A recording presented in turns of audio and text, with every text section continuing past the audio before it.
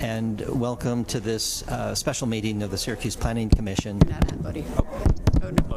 I didn't hear you, though. Welcome again, everyone, to this special meeting of the Syracuse Planning Commission.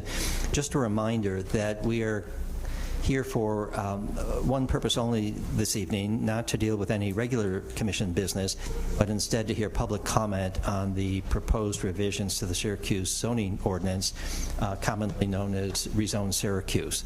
So that is our purpose tonight. We will begin with a presentation, an overview of what's entailed in those revisions, and then we will invite public comment on the changes that have been proposed.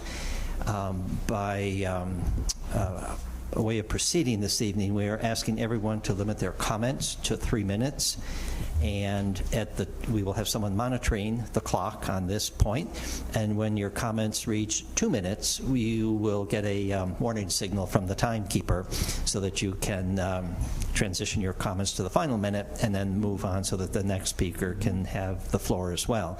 We would ask that once we begin the public comment portion of the meeting, that you begin to line up on the exterior wall here along the windows, and then you can come right up to the podium and speak into the podium. We ask that you provide your name and address for the record, and then offer the comments that you have.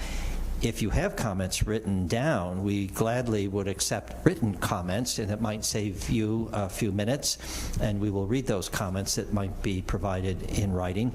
Otherwise, again, 3-minute limit. We have people still coming in the door, so we probably have a lot of information to hear this tonight. So with that, I hand it off to Owen to give us the overview.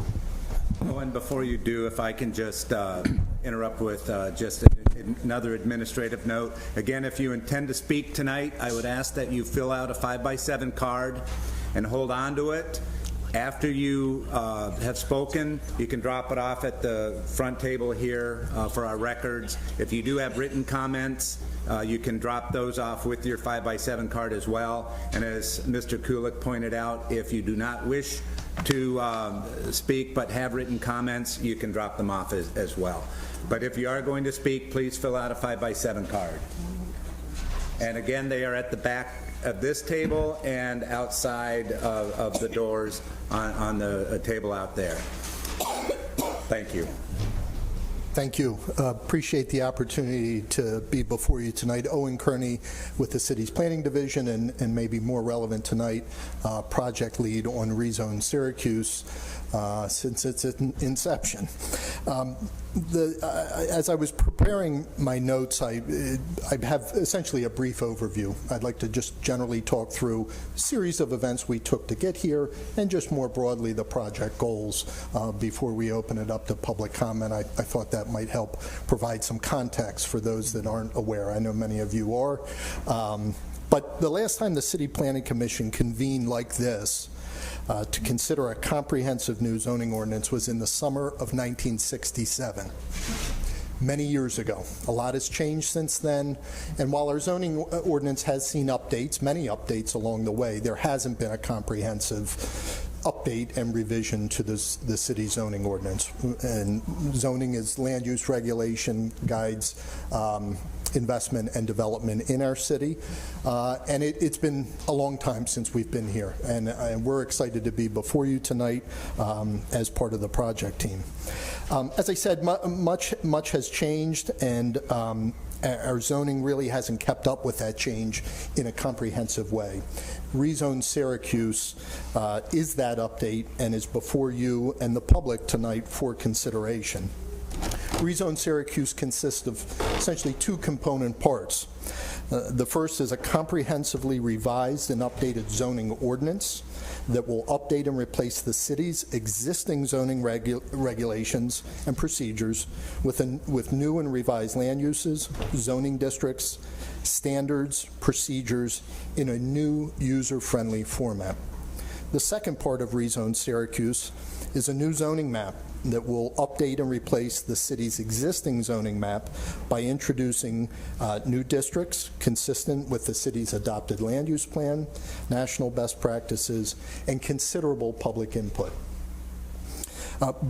Again, before I turn it over to public testimony, I wanted to provide, again, two main summaries. One, series of events that led us here, essentially the steps we took to get here this evening, and just more broadly, the project goals. Again, the series of events that led us here started in 2015. The city was awarded a grant, a competitive grant, from the New York State Environmental Research and Development Agency, commonly referred to as NYSERDA. They had community grants for updating land use and zoning regulations. The city was awarded one, and we hired a professional consultant to perform that work. In 2016, we really initiated the project, and we began researching best practices on zoning throughout New York State, not only New York State, but throughout the country, looking at what are things that we should be considering as part of our project here in Syracuse.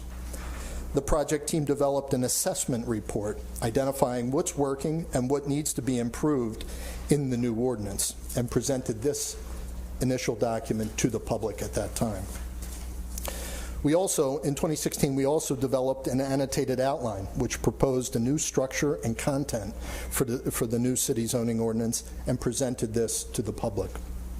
In 2017, we drafted 3 modules or chapters of the new zoning ordinance and presented each of these to the public in a series of about 24 public meetings during that year. In 2018, we developed a consolidated draft, which was a comprehensive draft of all those chapters, everything that we had done to date, in one full zoning ordinance. That was the first time we presented that or prepared that as one cohesive document. That was in late 2018, and we presented that to the public. In 2019, the city, based on considerable public input for almost 2 years at that point, the team prepared an adoption draft. We were preparing the zoning ordinance and map for adoption by this body and ultimately the Common Council. That was released in late 2019 and included all the revisions and public input that we had received to date. And at that point, it was ready for the New York State Environmental Quality Review, which is commonly referred to as the seeker review. Shortly thereafter, in the middle of 2019, the project team and the Syracuse Common Council began the seeker review. Needless to say, that was in early 2020 as we were performing that review. You know the rest of this story. It was paused. We got about a third of the way through the environmental review and paused in March of that year due to the COVID pandemic. Despite that time and despite that, essentially that setback, the project team went on to prepare a draft environmental impact statement and a final generic environmental impact statement, and adopted a finding statement late last year. The Common Council adopted that late last year, and we completed that environmental review process. Since that time, guided by those that environmental review, we released a draft of the zoning ordinance in MAP in early February, which I think we met with all of you. We met with the Common Council to provide a briefing on that, really in preparation of these meetings. And we are before you tonight to consider that work, the public engagement to date, the revisions, the refinement, the evaluation of best practices, and all the work that we have done to provide a complete and final zoning ordinance and map to you this evening. Again, that lays out the series of events rather quickly. I edited that down from about 3 pages, but nonetheless, that is the series of events, broadly speaking, that we took to get here this evening. But again, before I turn it over, I'd like to just briefly, that's great and that's an important overview, but I think talking very briefly about our project goals, what was the intent of this project is important and may help set the stage for some of the discussion tonight. First and foremost, create a user-friendly ordinance. The 1967 version is, while it has been improved, it was difficult for the public to use. It was really a document largely used by practitioners, engineers, architects, zoning staff, and other city agencies. We've improved the layout of rezone, which includes simple and concise language and not legal jargon. We are using tables and charts to list information like allowable land uses, processes, and definitions. And we are also drafting, as you're aware, and we discussed last month, an administrative manual separate from the zoning ordinance to assist applicants and serve as a user's guide for zoning reviews and processes. The second goal was to update the zoning districts to implement the city's land use plan. And I should mention there's 5 goals. I'm on 2 of 5.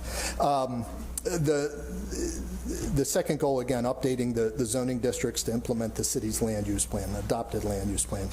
The new zoning districts that we've developed build on those existing districts, but reduce the overall number of districts from 10 to 15.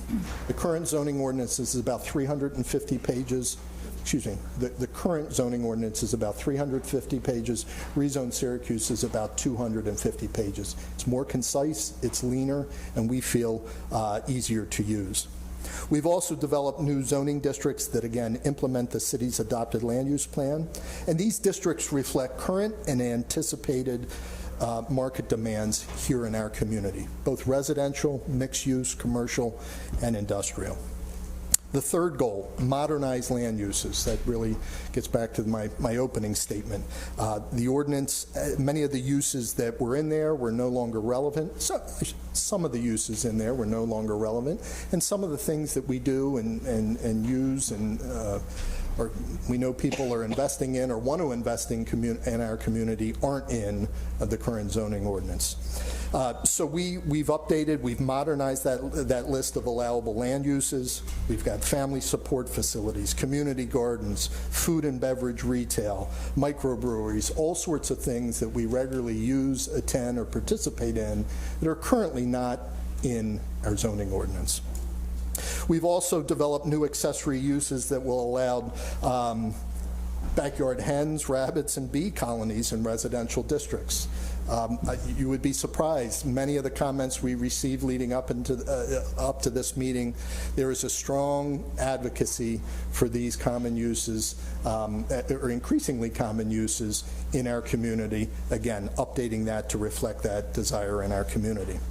We have also developed and applied new mixed-use districts downtown and along our busy neighborhood corridors to stimulate that mix of uses, activities, and people. And finally, we've developed a new open space district that is meant to preserve and protect our natural places, our waterfront, wooded areas, and open space throughout the city. The fourth goal, introduce uniform standards to improve the quality of development in our community. Rezone Syracuse has drafted new citywide development standards for building design, lighting, parking, landscaping, and signage. As the Commission's aware, we do have some standards in some areas of the city, but these are citywide standards that would apply throughout the city.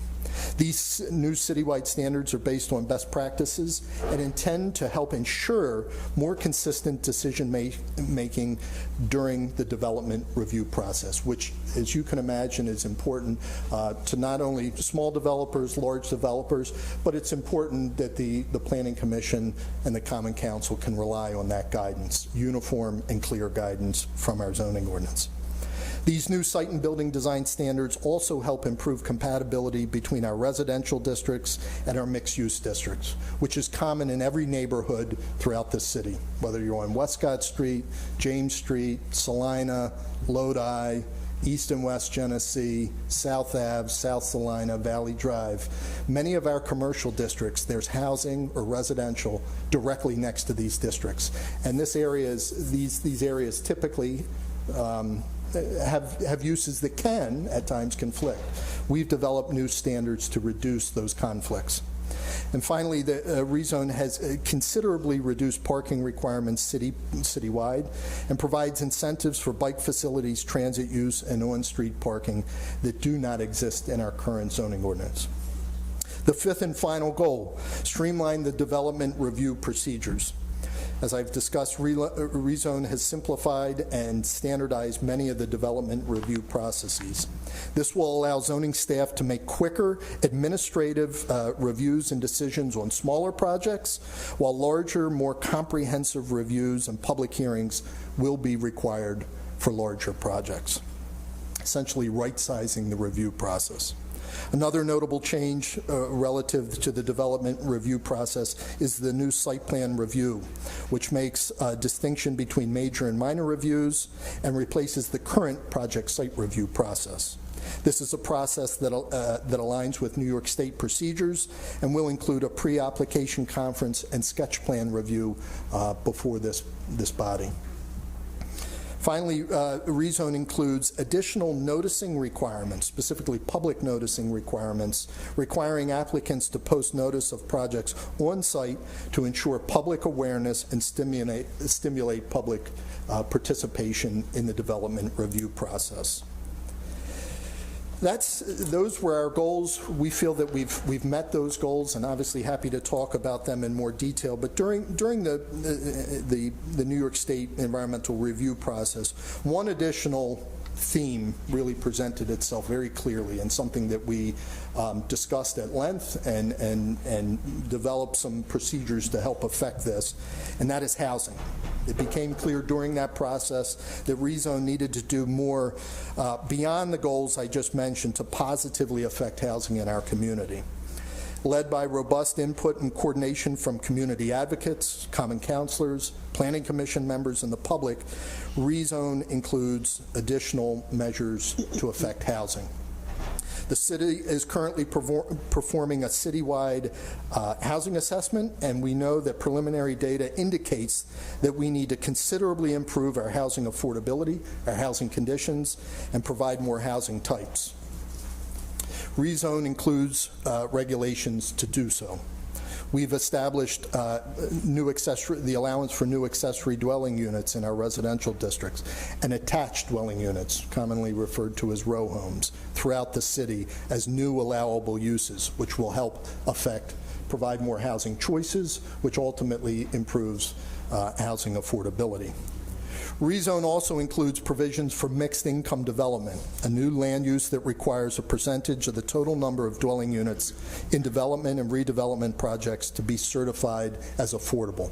This is a requirement in plain English for developments over a certain size to provide below market rate or affordable units. That is one of the main themes that came out of that environmental review process.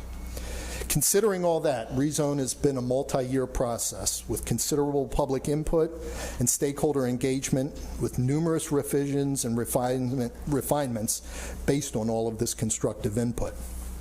We are at a point where rezone can and will make a positive impact on land use and development in our community and in our neighborhoods.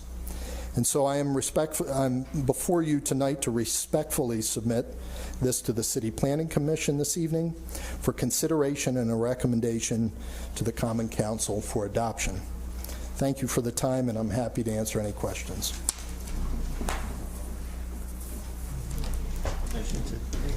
Thank you. No questions at this point. Thank you for the overview and the context.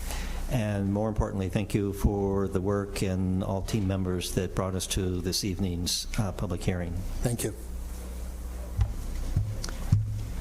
So with that, we can begin public comment. Just to reiterate, for those who may have arrived later, we are asking members of the public who wish to speak in favor or against or otherwise comment on the rezone proposal to come to the microphone to do so, provide your name and address, and up to 3 minutes of comments.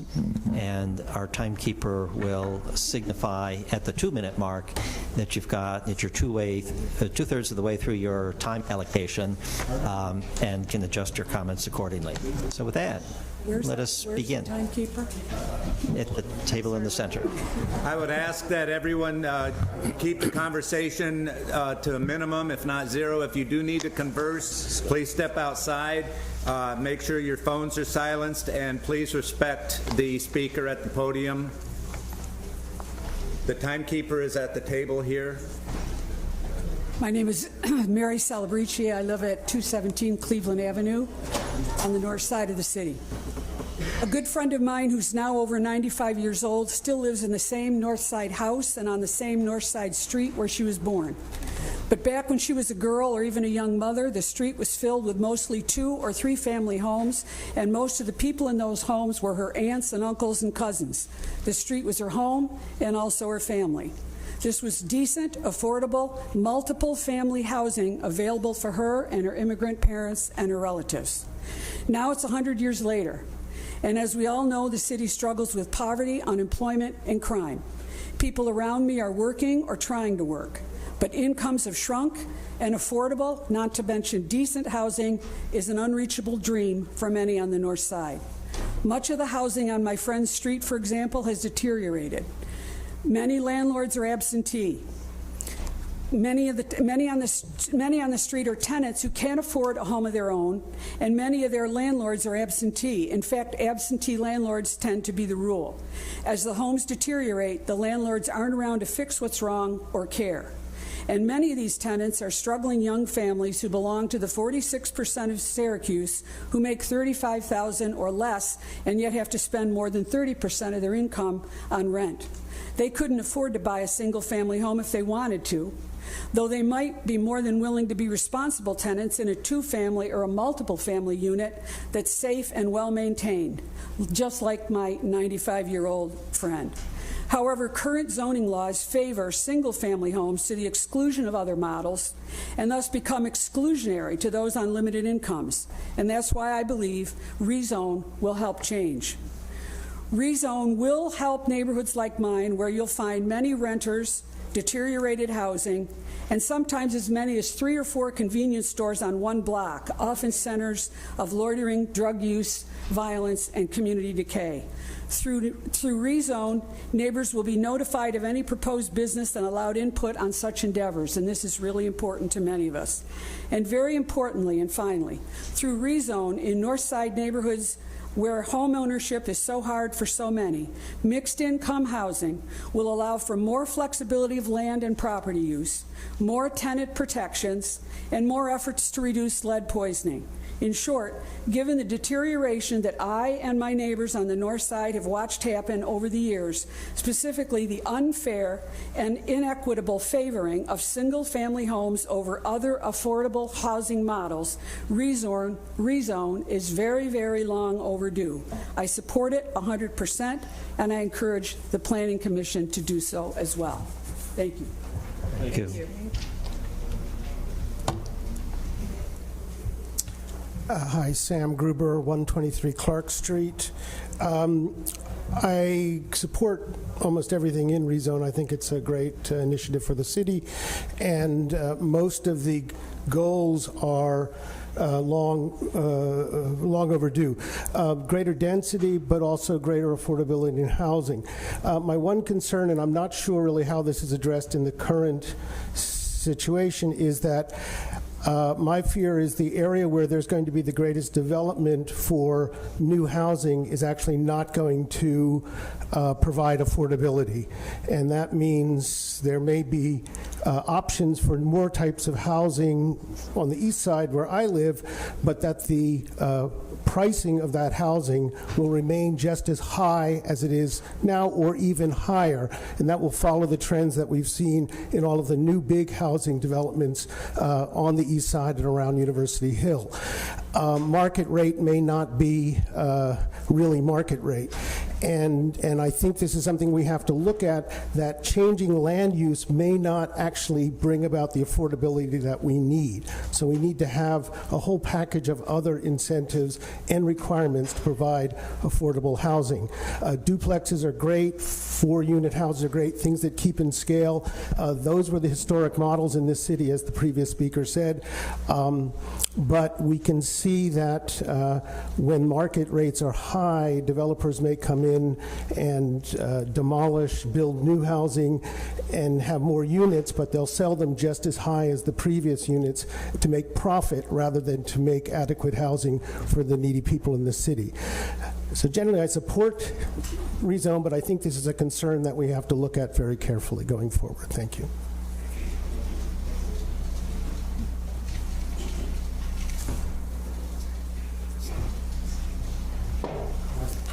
Good evening. My name is Jonathan Link Logan. I'm here representing NIDA, which is at 101 Gertrude Street in Holly Green. I also live in the city of Syracuse at 141 Lilac Street.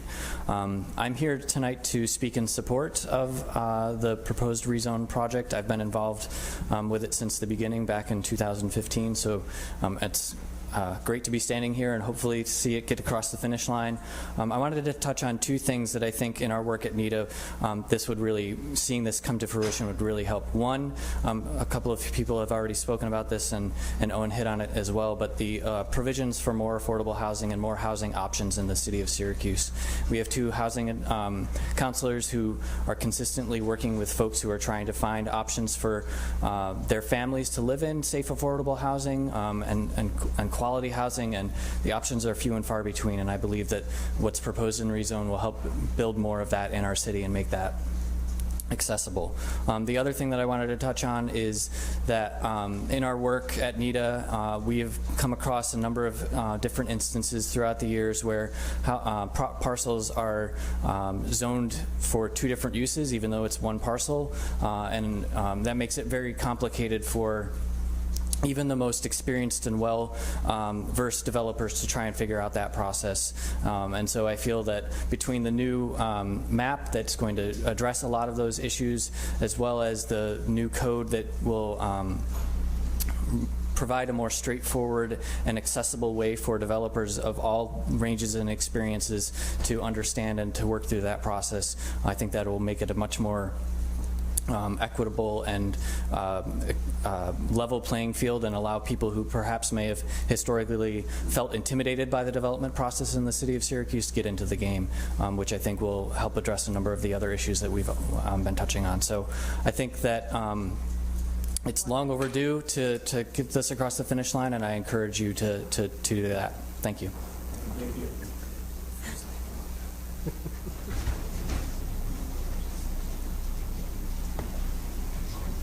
Hello, my name is Dallas Bryson. I've brought a written letter of support from the Northside Business Partnership, which I will leave over there. Excuse me. Yes. Can you just state your address for the record, please? Sure. The Northside Business Partnership is sort of the 13208 zip code. And then I'm also here as the small business facilitator at NIDA, which is 101 Gertrude. And then I also own property at 141 Hood Avenue.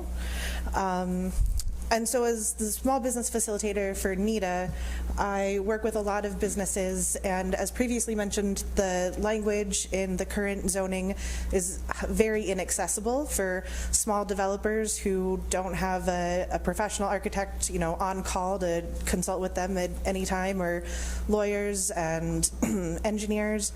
And so the refining the language to make it more accessible would be a huge benefit for small developers.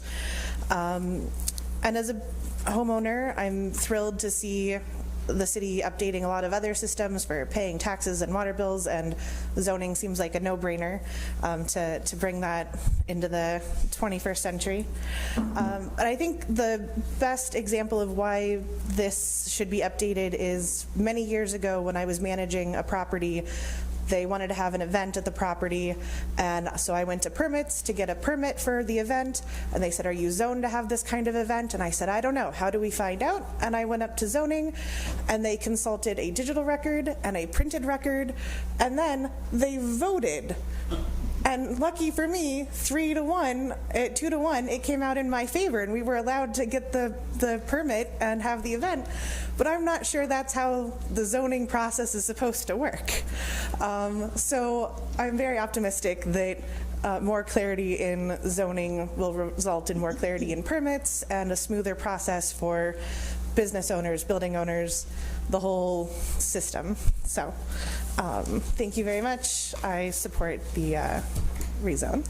You must have been very persuasive. I like to think so.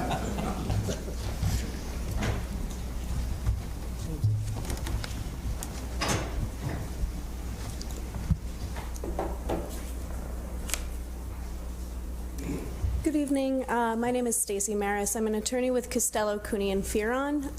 My office has been hired to represent James and Paula Calaserino in opposition to the City of Syracuse's citywide zoning update, more generally referred to as Rezone Syracuse. The Calaserinos, they own 5 parcels of real property along Lafayette Road, so this comment will be more aimed at the Lafayette Road region, particularly 124, 128, 134, 134 rear, and 140 Lafayette Road in Syracuse. There are 4 points that I would like to emphasize tonight. We did previously submit a letter. I do have that in hard copy too, if the council would like that or the commission would like that. But number 1 is that the rezone Syracuse will alter the current character of the neighborhood along Lafayette Road. Number 2, that the proposal for rezoning on Lafayette Road is not in kind or keeping with the city's comprehensive plan or the stated goals of rezone Syracuse itself. Number 3, the area itself does not support the proposed uses that the proposed rezoning would allow. And finally, number 4, property owners and residents along Lafayette Road are overwhelmingly in opposition to the proposed regulations. Number 1, rezoning will alter the current neighborhood of the character along Lafayette Road. It is currently zoned RA1. It is a predominantly residential, low-density neighborhood. That this particular area would be rezoned R4, along with a mixed use of commercial, other high-density spaces. That just is clear from the changes itself that the designation along Lafayette Road from RA1 to R4 will detract from that current low-density character and revise regulations so that the character of the neighborhood as it currently exists in the surrounding area will be almost unrecognizable. Which leads into point number 2, is that it's not in kind or keeping with the comprehensive plan or the stated goals, which is, as mentioned previously, to preserve and enhance land patterns as they exist, which, as mentioned, this would not do. And of course, there are inherent issues with the land in the area that the city has not addressed. The residents have long been told that infrastructure in the area would not support higher density issues, such as narrow roadways, the installation of sidewalks, and insufficient water pressure. There's been no reason given that this would now be a possibility in that area in particular. And as mentioned, there are many residents here in that region tonight that are overwhelmingly in opposition to this. You'll hear from some, and some will submit written comments as well. Thank you very much. Thank you. Thank you. Can you also share with us the earlier correspondence you referred to, not necessarily tonight, but could you send Yes. it on to the zoning office? Yes, absolutely. I have hard copies here, Oh. and it was Okay. submitted earlier today. You were prepared. Thank you. Just as a point of information, you do have Yeah, they're that all right. in your packet. Okay. Anticipated every contingency, it seems. My name is Joseph Alone. I live at 136 Lafayette Road, which she was talking about. I've lived on this land for over 65 years. Just one of the reasons why I'm against this project is the restrictions on the land, as no improvements can be made without permission of owners and/or reimbursement. No owner shall take advantage of others. The restrictions are recorded at the courthouse, and they are forever. And I hope you know what forever is. Now, the zoning last time, they say that we flip-flop. No, we didn't. It was an all-or-nothing deal. We were going to leave the area to let them have it. And they did dirty dealings in behind the scenes and screwed us all over and left us with nothing. And that, please don't let this happen again, because this is wrong. They took advantage of me and my family, and it's right there at the courthouse that they cannot do that. Thank you. Thank you.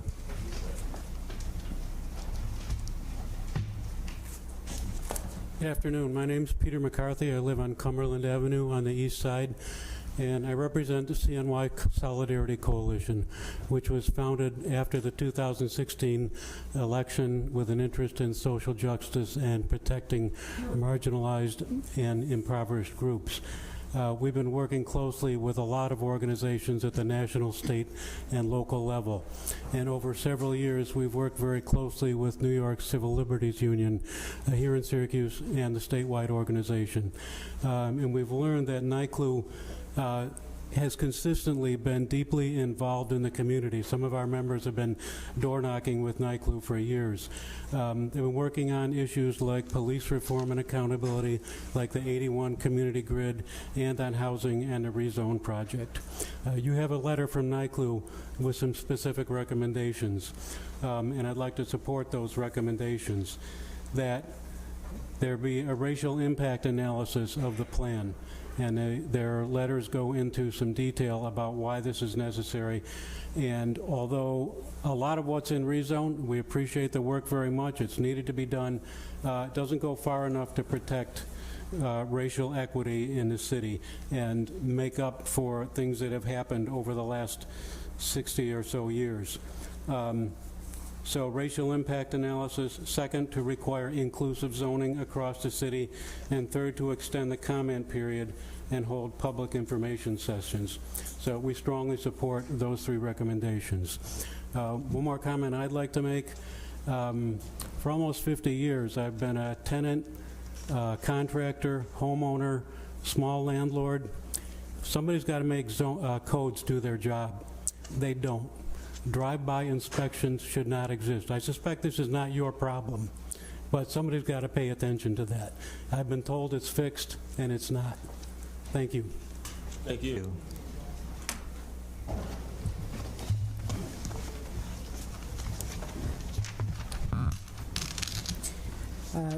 Good evening. My name is Decca Danso, 411 Roberts Ave. I'm here speaking on behalf of the New York Civil Liberties Union. We are a membership organization with over 80,000 members in 9 regional offices across the state, including one here in Syracuse. First, we'd like to commend some of the efforts by rezone, such as 1, changing the zoning designation of communities adjacent to I-81, also requiring some affordable housing development, and expanding the definition of single-use family housing designations. However, the major goals identified in the plan, 2 of them being to prompt investment in underutilized land with low land values, these are quotes, and to streamline the permit process for developers to continue to, those 2 priorities continue to raise serious concerns for us. Prompting investment in areas with low land values is intrinsically connected to our most vulnerable residents, and we know that. Without providing protection, residents in those neighborhoods will be forced out. And here's how. The Rezone 1 ignores the past racist zoning policies that contributed to Syracuse having some of the highest rates of segregation and concentrated poverty in the country, and it does nothing to desegregate neighborhoods, a goal that's stated in the city's own Land Use Plan 2040. Which I'm sure you've seen. Instead, the outdated plan designates low-resource neighborhoods concentrated in poverty to commercial districts. Even low-density commercial puts residents at grave risk of displacement without additional protections. The current plan allows developers to build luxury housing with no requirement for affordable housing for buildings with less than 20 apartments. That number should be lower. The outdated plan doubles down on causing harm to the same community by maintaining zoning that perpetuates the exclusion of moderate and low-income families from moving into wealthier neighborhoods. 1 minute. Finally, this plan ignores approximately 20 acres of zonable land by refusing to assign designation to the land that will become available through I-81, something that it has the authority to do now. The false urgency to implement rezone at the cost of the city's most vulnerable residents for the benefit of developers is really unacceptable. Rezone, after a lack of public engagement for the past 3 years, must require a new community engagement plan. Using this single meeting as the only opportunity for public comments on this extremely important and complex issue is simply insufficient. We demand, 1, an opportunity for true, meaningful public participation comprised of accessible and well-publicized info sessions for residents who live in the areas that will be rezoned. 2, that the future land made available by I-81 be designated to MX2 or place a moratorium on the rezone until the City of Syracuse has a better understanding of the land that will be transferred to them after the project's completion. 3, in the practice of single-family use-only neighborhoods. 4, an affordable housing requirement for every new multi-unit dwelling. And 5, a racial equity impact assessment. Conclude your remarks, and you may leave written remarks on the table. That was it. I'm done. Thank you. Thank you. Please leave your 5x7 card up front here. Thank you. It was submitted in writing already. All right, thank you. My name is Mary Cunningham. I'm a 40-plus year resident of the city. I've lived in many different parts of the city over those years. I came here when I was 18. I'm 78. I'm still here. I agree with everything that Decca said and hope it gets put in the record that there has not been truly public review. Dover Cole came and made an assessment of ideas and things that they saw that might be happening in this neighborhood, and people came to Martin Luther King School and really looked and thought about it, and there was a tremendous amount of discussion. Their findings need to be made public so that we all see them, not just Rezone sees them or the city council. The city as a whole needs to see what did Dover Cole suggest and how can that be incorporated and make our plan better. We have a neighborhood that was destroyed in 1965. It will be destroyed as we take down the I-81 now. So now how do we make reparations and make sure that that neighborhood and its character is preserved? We are talking about the neighbors in McKinney Manor now think they are going to be kicked out of their home so they can put up a grocery store. We don't need a grocery store in where people are living. That's the ideal. That's what people should be living in, is what McKinney Manor looks like and acts like. It's got land for the kids to play on. People can be inside their house and look out and see their kids are safe. We need that as a model, not these dense housing that are going to, at this point I heard it was 2% for, quote, affordable. And affordable does not mean low income. Affordable means we look at the county's average income instead of the city's average income. There needs to be probably at least a 15% demand for low-income housing as part of some of this other housing that they're looking at this point. 1 minute. So from my point of view, what has not been done is looked at how do we preserve the character and rebuild the character. We have Syracuse Housing Authority that is not maintaining its housing. That needs to be fixed, and it can be fixed, and there's no reason to be tearing down the Syracuse housing that exists and has been home for generations. Thank you. Thank you.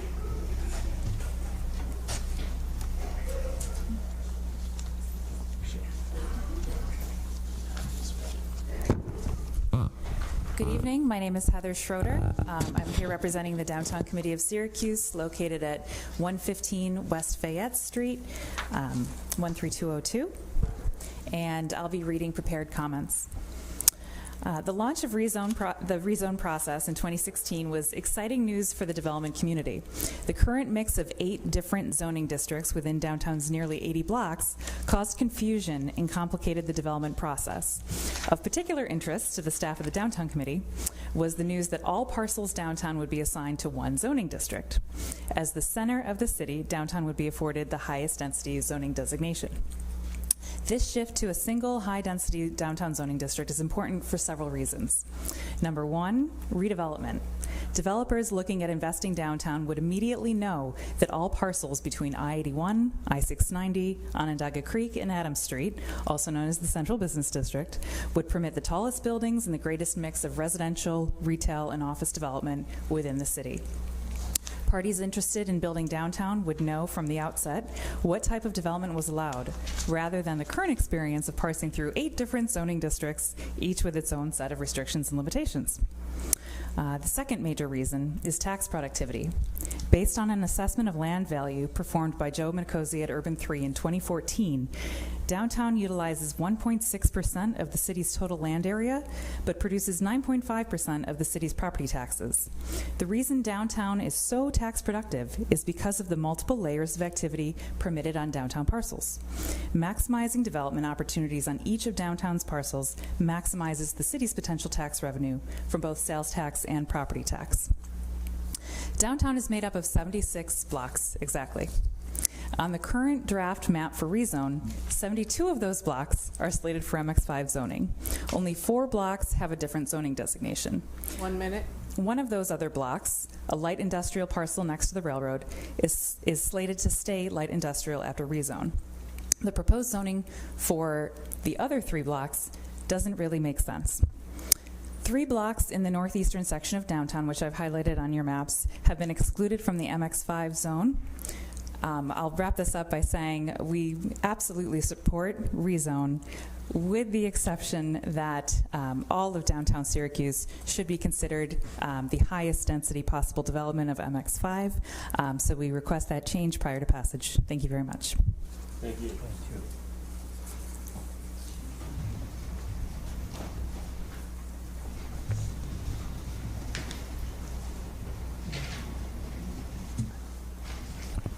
Good evening. My name is A. Montgomery. Thank you. Sorry. Yes. My name is A. Montgomery, and my husband's name is Brock Montgomery. And we have lived in so many different countries, but we are blessed to call Syracuse a home. So we love it here, and we are blessed to be here. And both my husband and I work for the President of the United States of America. And my husband still is working for Army National Guard. And I'm now working for a public school. So why I'm saying that is because we work in an environment that a lot of stress, a lot of noise, and a lot of things going on. But we call our home a quiet place that you can take your stress out and you can enjoy life. And that's why I moved to Lafayette Road. We bought a home a few years ago, 132 Lafayette Road, and my children, they love to play around in the backyard and everything. This is my husband, and picture. Nice. Yes. Thank you. So, this is my husband. Yes.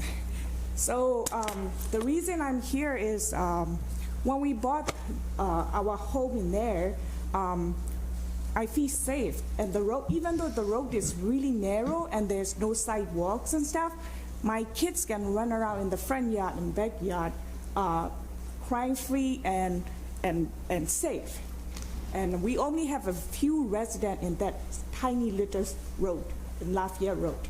And another reason we like it is that there is an environmental forest protection place that has protect like a forest and tree research place.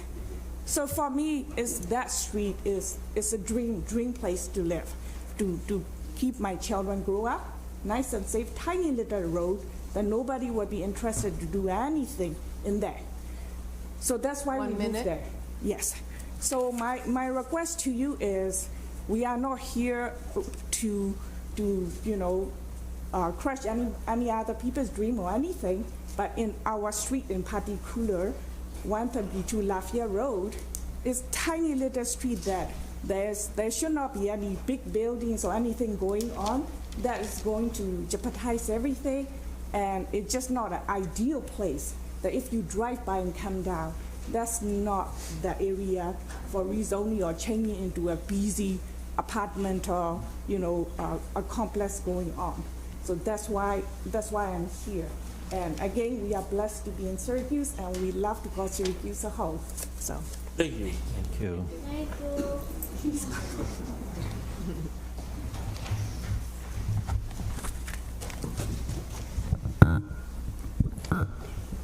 Hello. My name is Lee Kennard. I live on the east side at 1329 Lancaster. I'm involved with UNPA and actively involved in my children's school PTO, but I'm here speaking on my own behalf. I support what a lot of people have said about housing for low-income households, and I support their arguments, and I support rezone. I want to add to that that I hope it adds more housing options at all income levels. 5 years ago, I moved here with my family. We intended to buy in the university neighborhood because of Ed Smith's school and the walkability to SU where I work. We have one car, and these walkability issues and access to bus routes were important to us. Even then, 5 years ago, the supply of housing suitable for families was, we found, really restricted.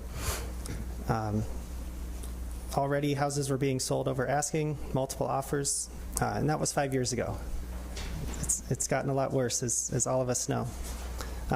We're lucky. We were able to get in time. We own a home. We're very happy there. But I worry about new residents and people who are looking to buy and their restricted options. I'm very happy about rezone with the plans for allows for higher density development and infill development, including townhouses and ADUs. I'm very happy to hear all of this. My recommendations are only that I think some areas could be upzoned more. On my own street of Lancaster, for example, there's a bus route. It's right next to the school. It's close to SU and other jobs on the Hill, and a lot of it is classified as R1 zoning. There's duplexes on the street, and every now and then one of those burns down, unfortunately. As it is, my understanding is that they couldn't be rebuilt. They'd have to be replaced by a single-family house. I realize this puts me in the minority, perhaps, but I would support that. Number two, I worry. Okay, thank you. I worry about spot zoning for existing businesses, as well as inconsistent zoning for churches and schools. My question is why they're not more uniformly zoned in a mixed-use category that would be very flexible. Nobody wants to see a school closed down or a church be sold, but every now and then this happens, and I wonder why it's so restrictive. The church across from me is zoned R5. There's other churches in the neighborhood, from what I can tell, zoned for mixed use or for R1 only. I would say make them all as flexible as possible. So, I mean, aside from that, I want to reiterate that I support this plan. Syracuse is growing for the first time since my parents were born, and I'm here to lend my support for rezone. Thank you. Thank you. Hello, I'm Nicole Watts. I live at 147 Lilac Street, and I'm here today representing Hope Print on Syracuse's north side. First of all, I would like to thank you, the Planning Commission and the Office of Zoning Administration, for your tireless work on this. I know I've seen Owen many times throughout the community during these years. We're excited to see the step ahead in the next decades with ordinances and standards that better, though not perfectly, fit our current age. Today I'm representing, as I said, Hope Print, which is located on the north side, where we're focused on activating our community to be one where all can prosper in place. Regarding rezone, we wish to underscore the importance of the city's zoning ordinances being set up for human-centered design for ongoing and future development efforts. We must be mindful of our neighborhood's hyper-local cultures and contexts and standardize only to the extent that it makes the process more transparent and efficient. The system requires flexibility around issues related to equity and local needs, which I believe that there has been a mindfulness to in this process. However, I believe there's opportunities to continue this further. During the many years that this process has been underway, the national landscape has continued to move more towards neighborhood nodes, lessening of car usage, an increase of other modes of transit, an increasing understanding of the importance of maintaining hyper-local cultural integrity. We want to be sure that these refreshed zoning ordinances will remove unhelpful barriers and improve the process related to unnecessary off-street parking, allowances for building on narrow lots, reasonable setbacks along commercial corridors, crackdowns on predatory overcrowded multifamily housing, and other vital issues our neighborhoods face. We need to be clear on the standards while appropriately flexible and equitable in the implementation.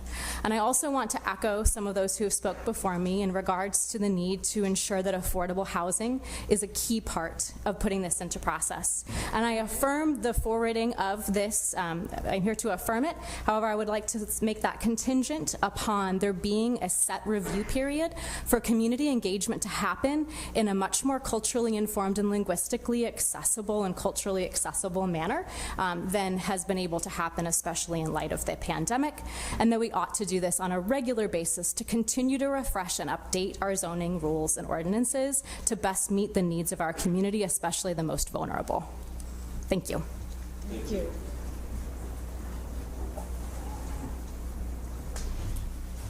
Good evening. Thanks for this opportunity to speak. My name is Jacqueline Lasson, 2221 South Salina, South Side, 13205. So I'm against the rezoning at this time because the community has been left in the dark. There have been no neighborhood meetings in over 3 years, despite the plan changes significantly. This is the tale of two cities. I am a resident of the South Side as well as a landlady. We are concerned about affordability and low-income availability of safe, clean, multi-family houses, of which I own one and am constantly bombarded with people who need to have rental space and apartments. The reality is that those who have low-income homes or housing must have affordable shopping in these mixed-use places in their community and avoid taking the monies out of their community to access just the simplest of fresh fruits and vegetables. Mixed-use, low-income of our South Side is something that we expect and we also demand. Inclusion of the stakeholders in all future plans committing to desegregation. We demand a racial impact statement. We want to see the end of exclusionary zoning. The community engages and gets more information if you don't rush this process and you give more time for us to be involved in it. We are very concerned that things are done for us, about us, but never talking to us. I run a full food pantry. We're just coming from a meeting. We are bombarded with information, but it's a last-minute ditch effort. So things like this are helpful, but they're not appreciated because it seems disingenuous to have meetings and get ready for all of this voting, and you haven't talked to the folks who are also impacted by this. As 81 comes down, we want you to consider that land and our availability to it. 1 minute. Thank you. We want to encourage more of these conversations, just like the young lady before me said, and we are all in agreement that something needs to be done, but there are certain things that need to be culturally acceptable and also speaking to the product of the community. I mean, we've already devastated this community, so let's get it right this time. Thank you for your time. Thank you.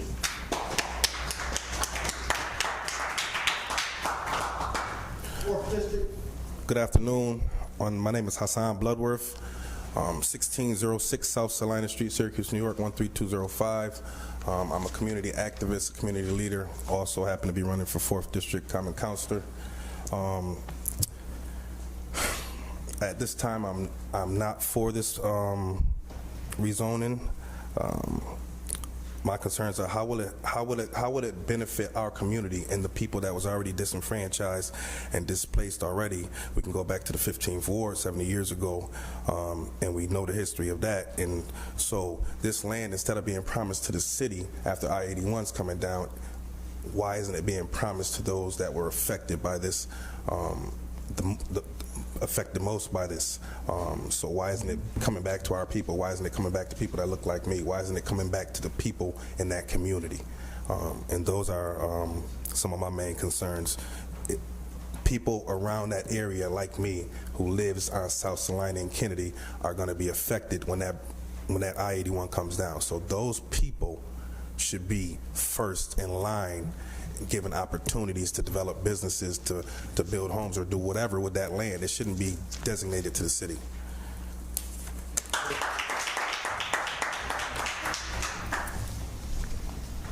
Hi, Andrew Schuster, 203 Wellesley Road, Syracuse, New York, 13207. I've submitted written comments to the board on behalf of my business, Ashton McGraw Architects. I'm providing these comments as a citizen and resident of Syracuse. So I want to speak out in strong support of the rezone project. The current zoning is out of date, it's out of touch.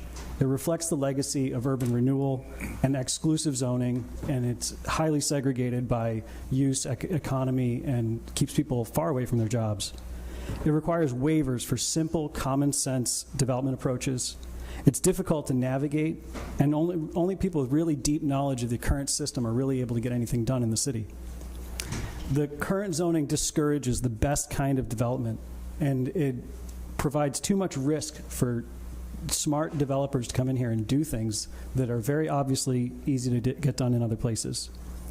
Zoning should be a living framework, and it should guide the evolution of a city and not just keep it where it is. And the rezone as a form-based code does that relatively successfully. The new zoning classes are sensible. They reflect the understanding of what makes cities livable, rather than focusing on things like parking and setbacks. It promotes development patterns that are safer for residents and that have the potential for more equity, although reflecting the comments here, there are opportunities to improve that. It's a straightforward vision for how the city intends to grow. It's easy to navigate, it's clear to understand how to approach it, and even people that are not professionals like myself will be able to engage with the city processes and get things done. I'm looking forward to how the city evolves through this project and how the city grows into the future, especially now that over the last 10 years, Onondaga County is one of the only places in New York State with positive population growth. My only suggestion is one area where I don't think that rezone goes far enough. I would eliminate the R4 and R5 zoning and embrace mixed-use zoning in all areas of high-density residential areas. The only places in cities where extremely high densities of people live without mixed use are places that have a high degree of economic segregation. So if I were to change one thing in the zoning, it would be to change all of the R4 and R5 areas to more mixed use zonings, even if they were down zoned to lower densities. And that's it. Thank you. Andy. I had surgery on my foot on Friday, so. My name is Deb Weber. I have been a lifelong resident of the city of Syracuse. I grew up on the north side. It doesn't look the same anymore. And I currently live off of Valley Drive in the city of Syracuse, 13207. And I appreciate the verbiage change to the zoning regulations because 10 years ago, we thought it'd be a great idea to get chickens. So I looked and looked and looked and looked, and I found absolutely nothing that said that we couldn't have them. A little tiny blurb about not allowing animals that were considered dangerous. Chickens are not dangerous, not really.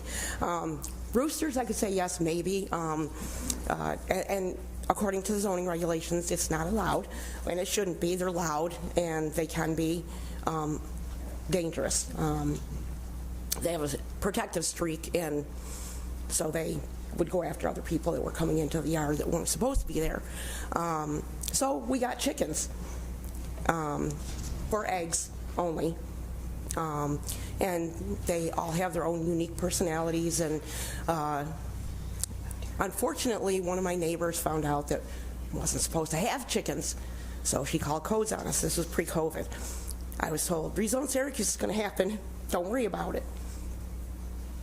Post-COVID, she called again, and this time I had to put my chickens out with a friend in Weedsport. I take care of them. They have a locked-up coop that you can't get into. It's double-walled. They stay warm. They get a bath twice a year. So I take good care of my chickens. The only thing that I would suggest that we do... Thank you. The only thing I would suggest that we do with this is slide something in there to have a permit or something to kind of keep track of where they are. I believe it will alleviate poverty in specific areas. My students did a study of the food desert, and the majority of Syracuse sits in a food desert. There are no full-size grocery stores within the city of Syracuse. Wegmans, Price Chopper, those are in Western Lights, Fayetteville, James Street by East Syracuse. So giving people an opportunity to be able to have a food resource at hand, I think would be beneficial, and I also support a lot of the other initiatives that are in the Rezone Syracuse. Thank you. Thank you.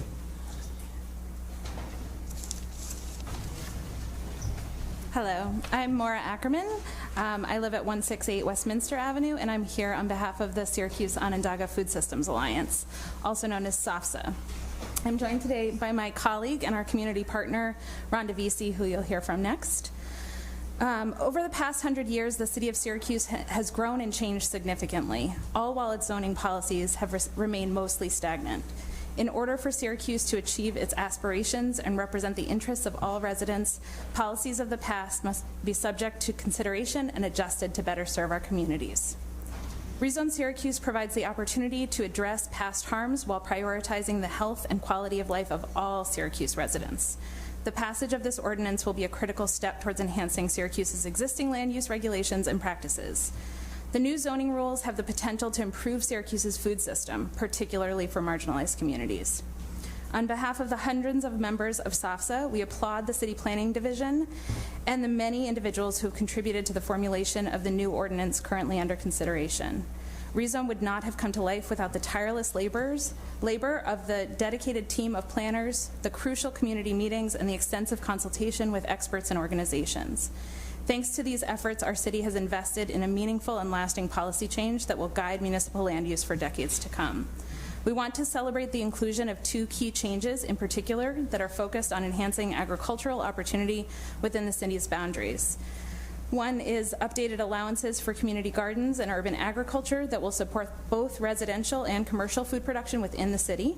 And second, the clarification around the keeping of small animals in residential zones to ensure that there is consistent enforcement and positive relationships among neighbors. After over 5 years of hard work and revision, it is time to make the final key changes to the ordinance and swiftly transition to implementation. The timely integration of these food-related policies alongside those that support affordable housing, access to goods and services, and growth is vital to Syracuse's future. 1 minute. In addition to these elements of Rezone that will support and enhance urban food production, SOFSA is grateful to Owen Kearney and his team for addressing specific concerns raised by our partners at the Food Access Healthy Neighborhoods Now, which Rhonda will speak to next. Before you leave, would you just repeat the name of your organization again? The Syracuse Onondaga Food Systems Alliance. Okay, thank you. Yep.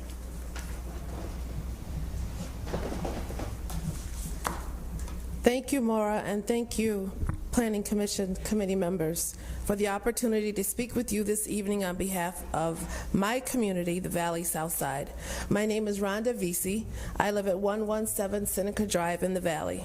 I am the founder and chairperson of Food Access Healthy Neighborhoods Now, also known as FAWN. FAWN is a coalition of residents of the Valley, South Side, and surrounding neighborhoods working together to bring access to fresh food to an underserved community. FAWN is currently advocating to bring a full-service grocery store back to the Valley Plaza at 4141 South Salina Street to occupy the space that has been vacant since 2018. Valley Plaza sits in the center of the largest USDA-designated low-income, low-food access area in all of Onondaga County. Unfortunately, in 2018, our Tops became a casualty of the company's bankruptcy restructuring. Recovering from the loss of our most important source of nutritious food has been an ongoing challenge impacting the quality of life of all residents of the Valley Southside community. In the summer of 2022, FAWN established established a farmers market in the Valley Plaza to provide immediate access to fresh food. With the support and participation of Brady Farm and SOFSA, as well as a startup grant from the Gifford Foundation, the market was held the first Sunday of each month from July through October. It was so successful that the Brady Farm added a second Sunday. Thanks to the support from the Central New York Community Foundation, we brought the market indoors for the winter season 2023. Vaughn's Market has supported residents, including senior citizens in the nearby Loretto facility, as well as other plaza businesses, demonstrating that such uses in commercial zones can foster positive outcomes for communities and businesses alike. In November 2022, Owen Kearney met with representatives from Vaughan to hear our concerns about an earlier draft of rezone, which would have permitted the Valley Plaza parcel to be used for self-storage facilities. Enabling such use in the heart of the South Salina corridor would create a parasitic dead zone, closing opportunities not only for a grocery store, but also for the reinvestments our neighborhood so desperately needs and deserves. And in addition to the allowance of self-storage, the previous draft of rezone eliminated the possibility of farmers markets and produce stands in commercial zones, which would have further suppressed Vaughn's efforts to bring fresh food into our community. We are thrilled to be here today alongside our partners at SOFSA to express gratitude for the incorporation of our requested changes into the updated rezone ordinance before you now. Revitalize and restore the economic stability, holistic health, and social needs of our community. Without public servants like Mr. Kearney, Councilman Majoke, Councilor Green, Deputy Commissioner Eric Ennis, who all sat down with me at many different times over the past year, listening to and prioritizing.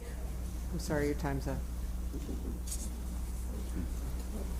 Well, you want to finish your sentence? Yes. Listening to and prioritizing community concerns like ours, Vaughn's efforts over the last 2 years would have been for nothing. Because of our combined efforts, rezone now stipulates a special permit process for the establishment of any self-storage facility. Thank you. Thank you.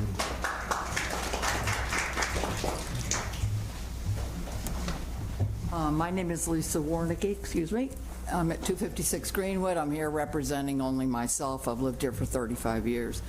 And I'm thrilled to hear this success story of activism on the part of the staff and everyone working together. I remember when that Tops was taken out of business, because I used to go there on my way back from Valley Pool. And I remember the first time I ever called City Hall was to say, what are you going to do about that Tops going out of business? And the answer was nothing. I'll never forget it. I remember standing by the phone and hearing that story. So this is a success story to hear this, and I'm really glad to do it. So I'm here to support and say that it's a laudable goal and accomplishment of what we see here today, but I think there's more work to be done, as everyone has basically said here. And we know you're not getting paid a lot to be here, if at all, on the Planning Commission. So thank you for being here, and appreciate your focus on this and attention to it. And I think anything to modernize zoning in Syracuse. I also remember the shock of seeing the old zoning maybe 20 years ago. It seemed out of date then. Anyway, but I'll just bring up a couple things that I haven't heard about attention to. I'm concerned about public safety impacts of zoning. I'm wondering, has there been any kind of impact on public safety to look at what response time impacts are going to be for police, for fire, for changes in density? I'm all for increasing density. It was shocking to hear the story from the man on Lancaster saying that, a duplex was switching to a single family. That doesn't seem appropriate now, but I don't know the details, and I don't know the details about the housing studies that are going on right now. It seems like the results, Owen told me that the work isn't even done on the housing study that's being done. So it seems like the results of that should be incorporated in the new zoning. 1 minute. When we think about also the impact of parking and the parking issue, I understand there's studies, but I haven't seen the results of those. That would be important to know. For example, you know, can you please pass on and get some enforcement of the even odd parking, particularly in the commercial area of Westcott. I live in an area that we will not be able to have even half the response time when we have double parking, like Saturday night. This past Saturday night, there were 7 cars illegally parked at 9:30, unticketed. You know, let's get those. With increased density, the problem's only going to get worse. And then thirdly, what is the impact on the fact that Syracuse is one of the main cities in the United States with combined sewer system? Has this been evaluated from the standpoint of all the impact on the utilities? What is going to happen there? We've got a lot of new installed grates around town, but they're caving in. There's one at the hole. I almost fell in it because the street light's out. You know, so there's opportunities there, and if you're working on zoning, then to address some of the problems that have been mentioned here, it seems that there should be incentives. Incentives can meet a lot of these zoning goals with incentives for more neighborhood markets, addressing the food I would ask that you deserts. please conclude your remarks. Okay, so my final comment is the mapping. This mapping, you can't even read at any scale. If you zoom in at any level, none of the street signs are legible. You cannot read the street names.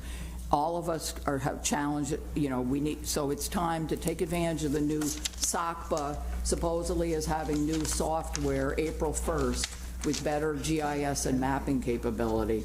Can't you get decent maps in each and all of the libraries in the city and get better maps there and convene some meetings there to inform people to address some of these problems? And in addition to informing them, identify opportunities. There's a lot of opportunities that could be derived to meet these goals, and so people can Again, please benefit. conclude your remarks. I'm done. Sorry about that, but I was so inspired about this top story. I'm so glad to hear about that. And would you please complete a 5x7 card? Thank you. Thank you. Sorry about that. No worries. Good evening. My name is Barry Lentz. I live at 1011 Westcott Street in Syracuse. And with approval of the FGIS, I'm here to communicate my strong support for the timely approval of the zoning ordinance and the proposed zoning map. I have actively participated in many of the meetings of stakeholders and community groups since the beginning of the rezone process in 2015, and I believe that the planning and community engagement process has produced an ordinance and a zoning map that is consistent with the recommendations of the 2040 comprehensive plan and the goals and the objectives of the rezone process. It's now time to complete the necessary work as quickly as possible to approve the first comprehensive review and update of the ordinance in more than 55 years. That said, with the current draft of the ordinance is far from perfect. I think you've heard a lot of reasons tonight, and I'm sure you have plenty of communication from others who find various flaws or concerns or issues within the current ordinance. It is my hope that the administration, the Planning Commission, and the Common Council will work collaboratively with stakeholders during the next phase of the rezone process to address the remaining stakeholder concerns and make appropriate modifications to the ordinance and zoning map. With that in mind, I want to offer just a few suggestions for tonight for how that might happen. I believe that the rezone process should not be viewed as complete with the approval of the ordinance and zoning map. Operational implementation of the new ordinance will no doubt reveal issues that require amendment, supplement, change, or even repeal of specific recommendations or regulations. 1 minute. For a given district provided by the ordinance and the amendment procedures. I encourage the Administration, Planning Council, and Common Council to adopt a phased development approach with a strong public input component to adopt a operational and implementing changes as are necessary as we move forward in the process. Many people tonight have mentioned that they have concern about the level of community engagement. I understand a lot of the problems that occurred were the result of COVID, but even for those like myself who have been very actively involved from the engagement of this process, it is at times hard to figure out what exactly is going on and what is the next steps. So anything that the Planning Commission, the Common Council Administration can do as we move forward to make that a much more active community engagement process will do a lot to win the trust of people and the good faith of the residents of Syracuse in the rezone process. I'd like to conclude by just quickly mentioning that one thing that hasn't come up tonight is that in this State of the City address, the mayor mentioned that the city and the county planning functions were going to be separated in the near future. So I think although that may not be able to be codified right now, I think as we move forward, it's important to keep people as informed as possible on how that merger or how that new organizational structure will affect the rezone process. Thank you. Thank you. Thank you. Hello, my name is Gary Nastasi. I'm here in support of the proposed zone change for the Lafayette Road area. My family and I own 6 properties included in this zone change, proposed zone change. My family's been up there since 1938. A couple things I'd like to point out that were brought up by a young lady earlier, talking about the water. I retired from the water department a year ago, city water department. I had 25 years with them. They just installed a brand new pump station on East Brighton Ave across from Brighton Towers that will supply any water needed in that area for any reason, fires, anything. The other thing that was brought up was that there's many residents in that area that are opposed to it. I've given Councilor Majoke a map of the area included in the zone change of the people that are in favor of it, as well as another paper with signatures in 90% of it that people are in favor of the zone change. There's 7 acres that were vacant and overgrown for years, neglected. Nobody even knew they were there. I cleared them by hand with a 14-inch chainsaw. Councilor Majoke came up and rode around with me. I showed him. He was amazed at the amount of property up there. Gorgeous view of the city. Perfect place for a nice small apartment building. People are dying to live in that area, and it's just been wasted for years. It would better serve the residents and the city of Syracuse with the zone change. I don't know what else to say about it other than, like I say, my family's been up there since 1938. There is a rumor going around, I pretty much know where it started, that the Nastasis are selling all their houses and moving out. Very untrue. I've got that all written down here, and Councilor Majoke knows it too. I plan on living there the rest of my life. I've got three nieces that when they're in a financial position, they're going to buy the houses from me and my family, except for mine, because I plan on still living there. Hopefully I'll still be alive. They want to live in the area and carry on the family tradition of living on Lafayette Road. I live in the house my grandfather built, my mother grew up in. My parents built the house next door. I grew up there. I have great aunt and uncle that lived in the house on the other side. When they passed, I bought it. I'm keeping the neighborhood as clean as possible, as nice as possible, and it's just useless property that would better serve the city. Could you please provide your address? I've got everything right here. Oh, I'm sorry. For the record. I thought I did. I live at 154 Lafayette Road. My family and I own 142, 154, 162, 170, 202, and 234. Thank you. Which is all in that proposed zone change area. Thank you. Thank you.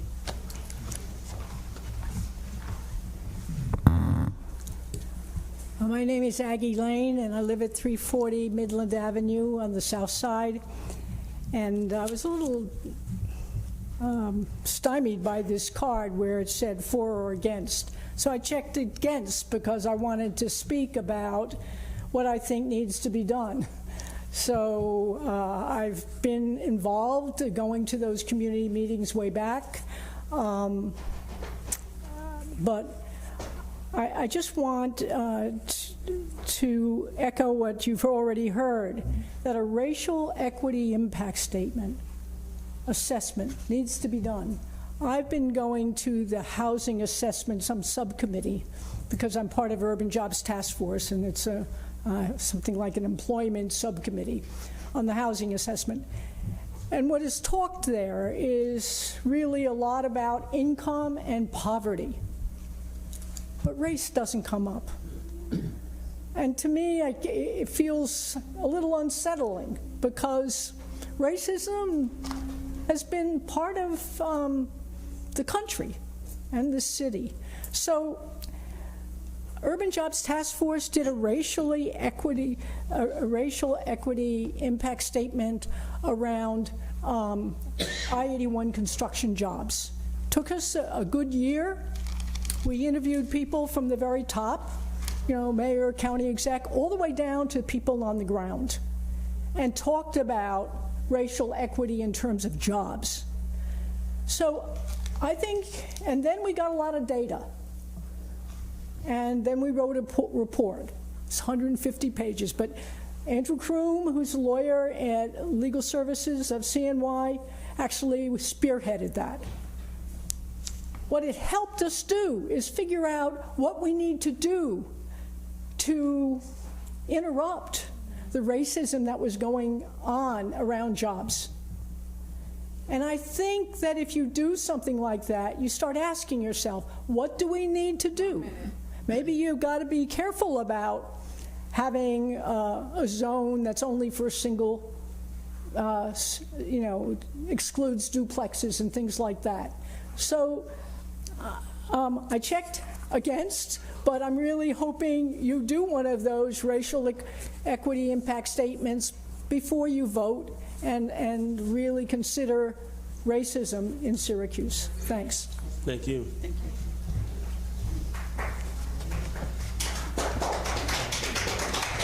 Hi, Jesse Lyons. I live at 3162 Midland, and I run the Brady Farm, which is located at 150 Ford Ave. And I want to echo what some of my colleagues have said. I had the pleasure, I guess, of working with Owen and the planning department, both to help establish the Urban Delights, the Jubilee Southwest Community Learning Farm, and the Brady Farm, which for our farm was an over 2-year process because agriculture was not a permitted use in the city. So going through that process of getting a zoning use variance and the hoops that we had to jump through because of the antiquated zoning just for people to grow food, just to tackle this issue of food security in our community, having community people actually produce that food and give it to their neighbors was not permitted. So I do applaud all the work and persistence of the department to address food production in the city and making food more accessible. I also have concerns about farmers market is an excluded use in those commercial districts, specifically, as my coworkers were talking about with Fawn and our farmers market that we have at the Valley Plaza. We can't wait for business to show up, and we can't wait for commercial properties to just sit there waiting for somebody to decide that we deserve to use it in the way that they deem is appropriate. Those types of properties need to be, Nicole said, well, the hyper-local. We need to retain the ability to have hyper-local control over these spaces because our city has had disinvestment. We can't wait for people to show up for us. So we need to retain the opportunity to use those properties for community purposes like farmers market, where businesses aren't showing up for us, and to address those needs. So I would encourage the reconsideration of that. Thank you. Thank you.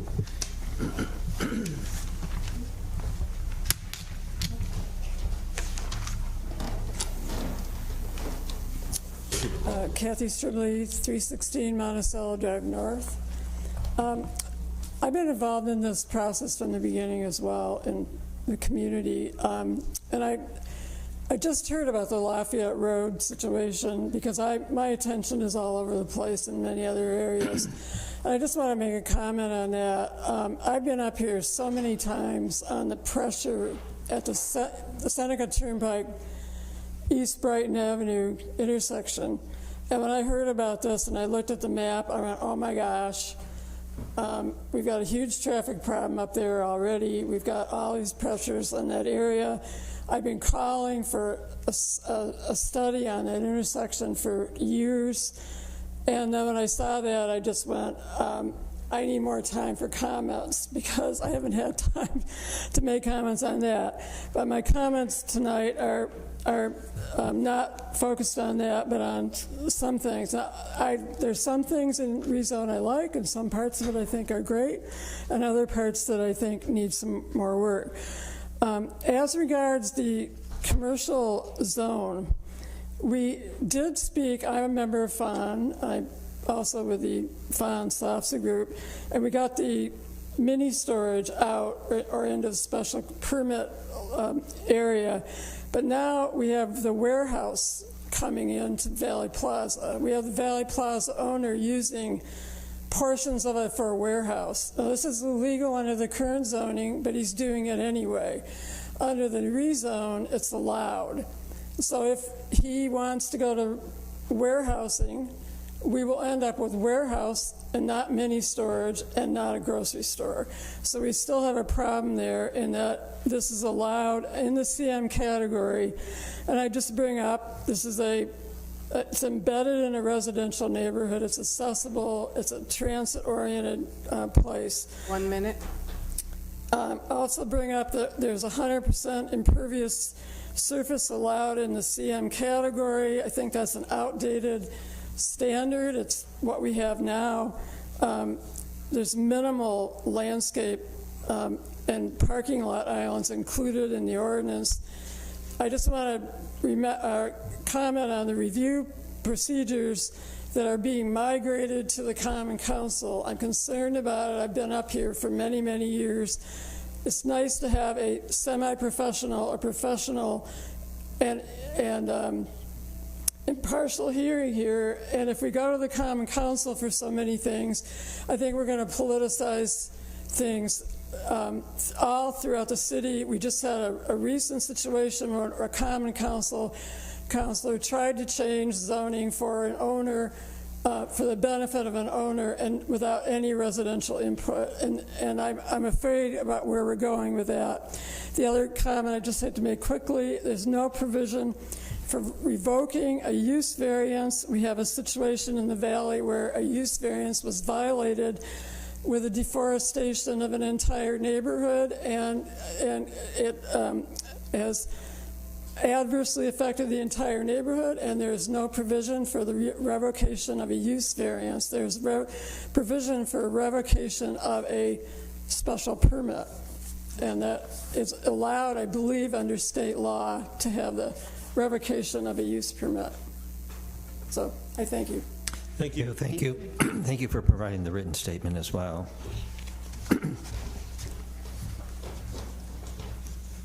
Good evening. Good evening. My name is Peter King. I'm a Syracuse resident. Hi, Owen. I'm going to make a simple comment on the rezone input, which is the city carefully consider rezone's impacts. I also emailed this comment. And especially, I would consider making rezone a flexible, easily revisable code. That is, a lot of zoning codes are more difficult to revise. But the reason for this, I think, is the context is that while planning, I think, should come before zoning as community input, community visioning guides lawmaking. But this year especially, we've got a lot of balls in the air. We've got the Dover Coal planning process, I-81. We've got the housing study. Centro is one of their most comprehensive revisioning in a long time, involving a lot of public input. So there's a lot of loose planning ends which affect the comprehensive plan and even the New York State Climate Act. So I'm going to select one specific topic that as an example, is transportation, housing, and rezone. I think that rezone does affect personal mobility and may improve car optionality. By car optionality, I mean the option to use public transportation instead of cars and not have to buy a car. And so for that, you want transit-friendly neighborhoods. Now, rezone does incentivize some transit-friendly amenities, but these may not be as clear enough from the outset. The only explicitly transit-oriented land uses here are the mixed-use MX districts. and other districts may be eligible, but you have to kind of climb through some text to figure this out. And so I would suggest that the city actually create a sort of an initiative to raise this is because we've removed one mega project, the I-81 viaduct, which is how a lot of people got to work, but we haven't replaced it with anything. And so this is a suggestion that you might want to consider that as actually a replacement, is connecting houses with transportation as a meaningful way to create life opportunities. And beyond that, I mean, there's some more specific examples which I include in my commentary, but I would say that Syracuse is a city that thrives on public discourse about burning issues, and people develop ideas, and I think it's important to remain open to commentary and to that discourse. Thank you. Can you just say your address for the record, sir? Can you just say your address for the record, please? Your address? Oh, it's 101 Hurlburt Street. Thank you. Thank you. Long Meadow.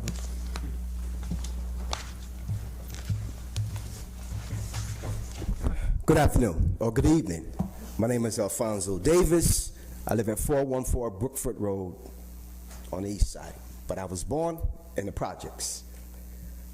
And I don't support the rezoning in its form. When they started 81, I know they took my grandparents' home. When they took 81 down, well, when they erected 81, they took my grandparents' home. They gave them a few dollars, but any of that spent up money that was allocated for particularly black and brown people who were marginalized and disenfranchised, they never seen any of that money.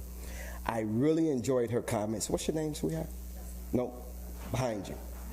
Heidi. Hey, what's your name?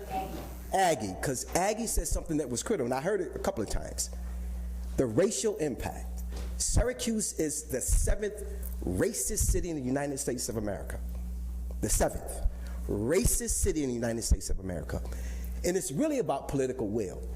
People who are elected to office or people who are serving on committees have the political will to do the things that is critical when you're talking about rezoning and changing the landscape of how people are impacted. The people who are impacted the most, the absolute most, are black and brown people. The people who will be marginalized the most are black and brown people. So I'm saying that to say this. I don't support it in its form. I believe that a comprehensive racial impact study needs to be done, and you need to have a conversation with those who were impacted, and that would be someone like my aunt and uncles, because my grandmother just died last year.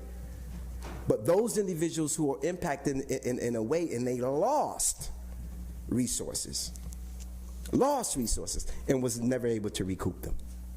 So with that being said, I'm completely against it. I know the people who did this study or whatever, okay, you did okay, but I didn't think they did that well because they didn't really come into the community and talk to real people. 1 minute. They spoke to people who they wanted to speak to deliver the message that they wanted to deliver, to create this map that nobody can read. Thank you. Thank you. Thank you.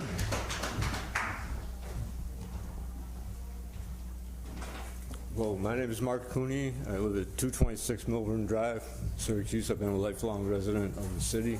I'm here to vote kind of against this rezoning, and that you're being asked to vote on it. And I do want to highlight, I think there has been a great lack of community communication as far as for the impact that some of these properties might have on the communities. And there hasn't been any transparency or reaching out specifically in my community, which is the Valley, for different properties that would be impacted. They used to have postcards that went out if there was going to be proposed rezoning of a particular project and something else going in. That process has been bypassed. There were properties that were in my neighborhood that got included. One was a property owner that had no idea her property was going to be included. So I kind of wonder, and been asked, I heard it was, it was been a mistake. The definition that we were given how that person's property got included in a rezone.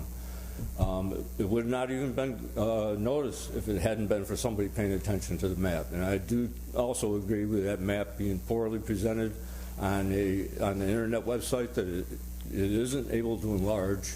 You can't really discern the streets. So, I mean, I know a lot of residents in my community have no idea what the rezoning package is. I mean, nobody's reached out to them to say, well, we're going to take this valley and these are the properties we want to address and we want to rezone.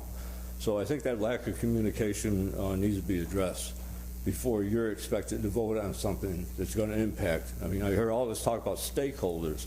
Well, it seems the stakeholders are the developers, not the residents. So I think that needs to be addressed. I'm voting that that process not be voted on or pushed forward until there's more community education. So I'll keep that brief, but and I think that there does need to be, as far as if you're going to rezone somebody's property, to contact those property owners and those people around that property to make them aware of what the rezone process is. So I don't know if it happened to one, what's to say it hasn't happened to others on that map. That's my concern. So, thank you, sir, for your time. Thank you. Thank you. It's behind the map. That's it. Make another call in case someone is sitting down who had intended to speak. Is there anyone additionally who would like to comment on the proposed rezone proposal? For or against or seeking clarification? Okay. Oh.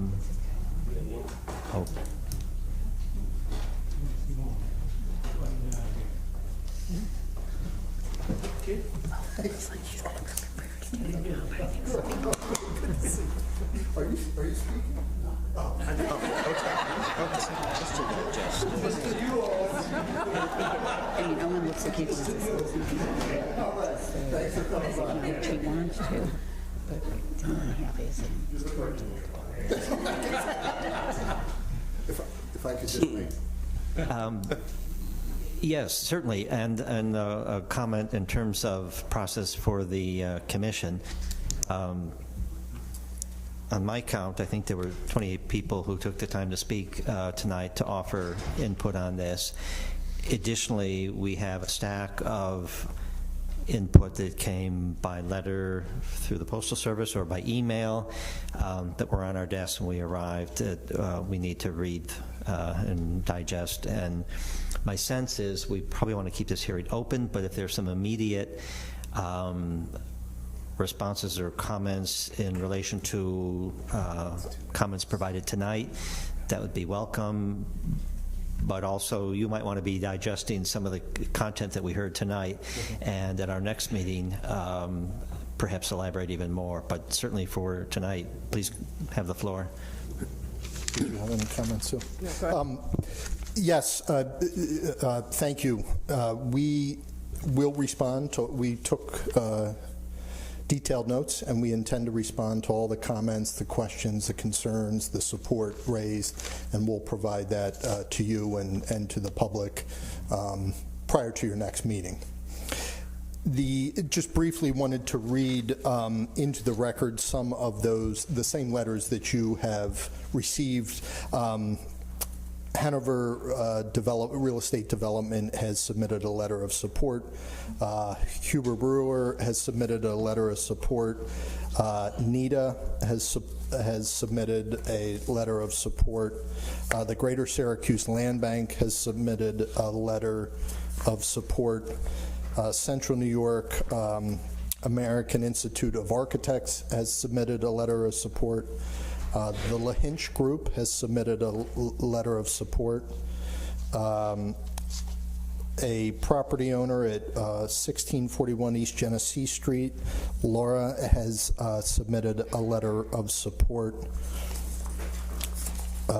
The Home Builders and Remodelers of Central New York have submitted a letter of support. Ashley McGraw has submitted a letter of support. New York State Organization of American Institute of Architects, letter of support. Nicole Watts had submitted a letter of support. Sachin Mitra has submitted a letter, an email specifically, comments on parking, essentially asking for additional work on the parking regulations, not necessarily for or against, but that's been provided to you so you can review that.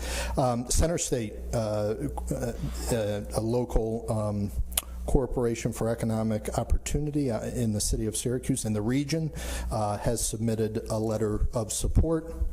You received the zoning petition for Lafayette Road.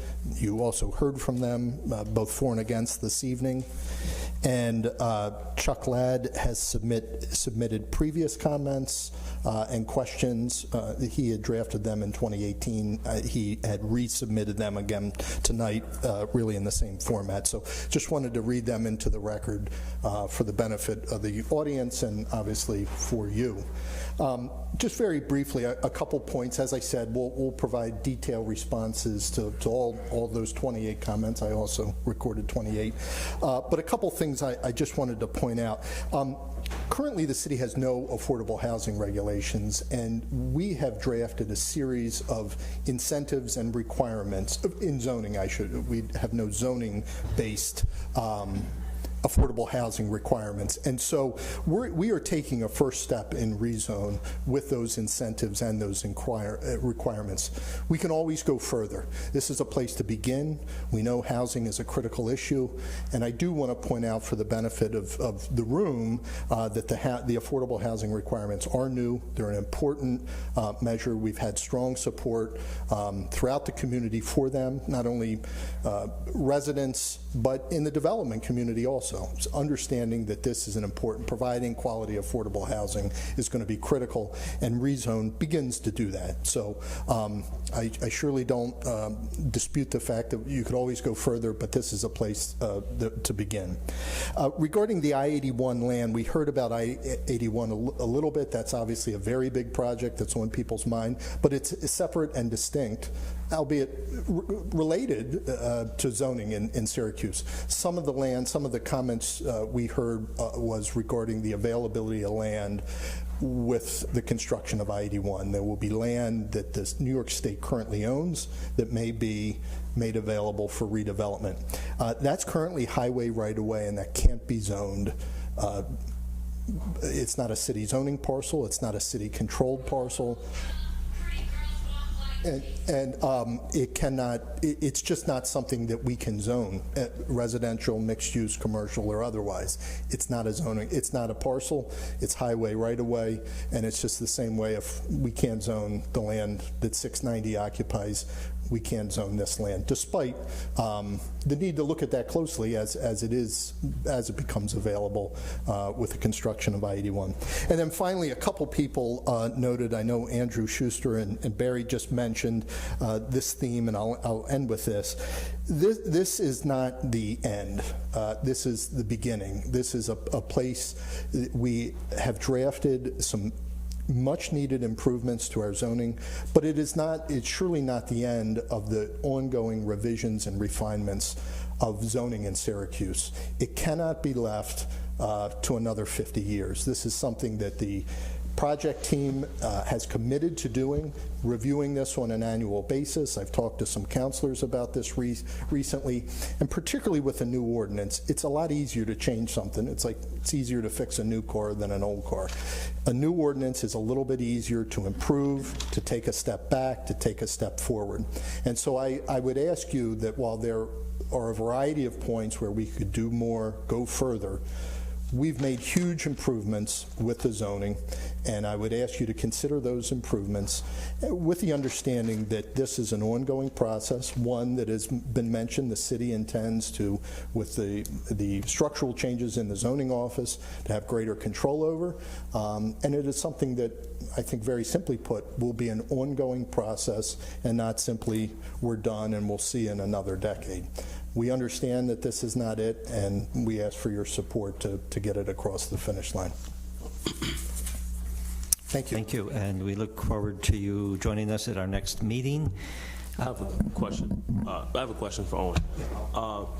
So as you just alluded to, not having jurisdiction over 81, I would like to grant you a little bit more time, if possible, to speak on any other concerns from the community that they have that you don't have jurisdiction over as you work through zoning. While we have this body of people here, I think this would be a good opportunity to inform them on what you can and can't do in regards to what we're working towards. Specifically regarding the highway, or just kind of more broadly? Other examples of things that don't fall into the jurisdiction of zoning. Sure, and that is, some of the things we heard about. That many of these things are related to zoning, but things like transportation, I-81 is an important one. How we zone the area around I-81 is critical, but the zoning does not necessarily control that project. Code enforcement, we heard about code enforcement, which is a very popular topic citywide. That is also something that we are going to be working very closely with the code enforcement department, but it is something separate than zoning, and I think that's important to remember. I think those two groups will increasingly be working together. I know Director Jake Dishall has been very involved in this process, and frankly, we're meeting with him, I believe, tomorrow to talk about it in more detail, but it is something that is zoning and code enforcement are separate. They're increasingly aligned, but I think that is something that I think is worth noting. So a couple points, and obviously happy to talk through any more that if you had in mind, but zoning's one piece of this community. Land use regulations, development regulations, we feel we've done a lot to move it forward, to improve and expand the allowable uses. We heard from many people talk about that tonight, to address some of those issues regarding housing, regarding segregation, regarding a history of zoning working against people in this community. Drafting a zoning ordinance that begins to work for people, and that is what we're focused on. That's what we're committed to, and we ask for your support to continue doing that. Thank you. Thank you. I may have misspoken earlier. What I intended to say is we have a lot of work to do as a commission with reading material for items that were entered into the record, and we will take those into account before we act upon this proposal. But I think we are at a place, since everyone who wanted to speak had the opportunity to do so, or had the opportunity to submit something in writing earlier or by email. So we heard the comments tonight. We need to reflect on those that were made in person in this room. We have another stack of letters here that we have yet to read. We understand some people did both. They were in the room and spoke, and they sent something to cover all the bases. We need to go through all that reading material and absorb that was presented to us, as well as the items that you enumerated that are part of our record that we will consider before we move to a vote. So we'll close this public hearing, and we'll continue deliberations at our next public meeting, and perhaps, I can't promise, we might act at that meeting if we see our way clear after sorting through all the issues and any open questions. But very soon we expect, in the near future, let me say, we expect to be able to get to a conclusion and a vote on this. And we're very grateful to all of you who took the time to educate yourself about the proposal. Come down here to City Hall tonight and share comments and questions and concerns about this very important issue, because it's going to affect our community for a long time to come. And these decisions are always better when we hear from lots of people. So thank you all for doing that. I just have one. I think this is a great plan. We did just ask Owen for some clarification. That's okay to do now that we've closed, because it's not new information, it's just clarification. Correct. Okay. Great. Excuse me, can you tell me when the next meeting will be? Do you know? Our next regularly scheduled meeting is Monday the 3rd. 6. Oh, what time is it? Okay. No, the time. Oh, yeah, the meeting. 6 o'clock. Yeah, 6. Okay, I was 6 p.m. Yeah, 6 o'clock. I'm like, the 3rd, 3. I'm not coming at 3. 6, yes. No, we won't be making a decision outside of a meeting. So we'll continue deliberation at our next meeting. Thank you. And perhaps one of you folks can explain what the process is, what it is we're being asked to do, and then what the next step is. Sure. I can take a stab at it, and no one can fill in the blanks if I make a mistake. But it is the purview of this board to consider comments, to consider the proposed ordinance as proposed, and to make a recommendation to the Common Council with respect to all of that. The next step, once that recommendation is had, is for the Common Council to go through a similar process. I can't guarantee, but my strong suspicion is they will hold their own public hearing so they can hear comments directly. They will take the recommendation of this board, and then at the conclusion of that process, they will ultimately vote on whether or not to adopt the rezone ordinance. Thank you. Thank you. So that is our business this evening. It was a one-item agenda, and if there is a motion from one of the commission members to adjourn, we will proceed to adjourn. So moved. So moved. Second. Second. In favor, you say aye. Aye. Aye. Opposed, nay. Abstentions. We are adjourned. Out of here before Thank you. It's a good-